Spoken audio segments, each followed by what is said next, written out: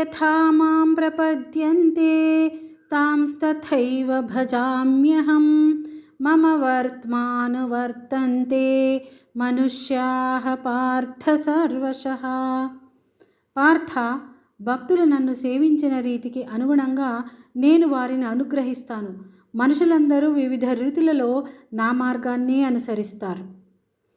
కాంక్షంతః కర్మణాం సిద్ధిం యజంతైః దేవతాః క్షిప్రం హి మానుషే లోకే సిద్ధిర్భవతి కర్మజా.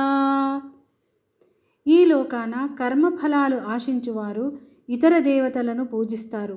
ఎందుకంటే అట్లా చేయడం వలన కర్మల వల్ల కలిగే ఫలితం వారికి తొందరగా లభిస్తుంది. చాతుర్వర్ణ్యం మయా సృష్టం గుణకర్మ విభాగశః తస్య కర్తారమపి మాం విద్య కర్తారమవ్యయం.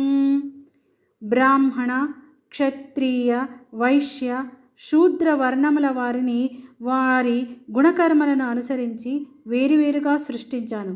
ఈ సృష్టి కార్యక్రమానికి నేనే కర్తనైనను శాశ్వతుడను పరమేశ్వరుడను.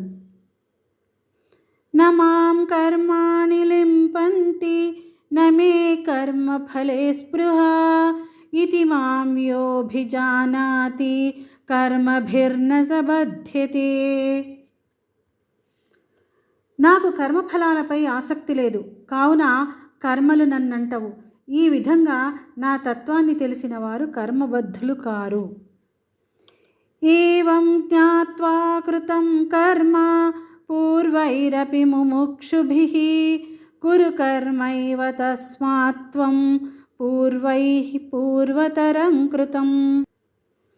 ఓ అర్జున, ప్రాచీనులైన ముముక్షువులు నా తత్వరహస్యాన్ని తెలుసుకొని కర్మలను ఆచరించారు. కావున నీవు ఆ పూర్వుల వలనే నిష్కామ భావంతో కర్మలను ఆచరింపుము.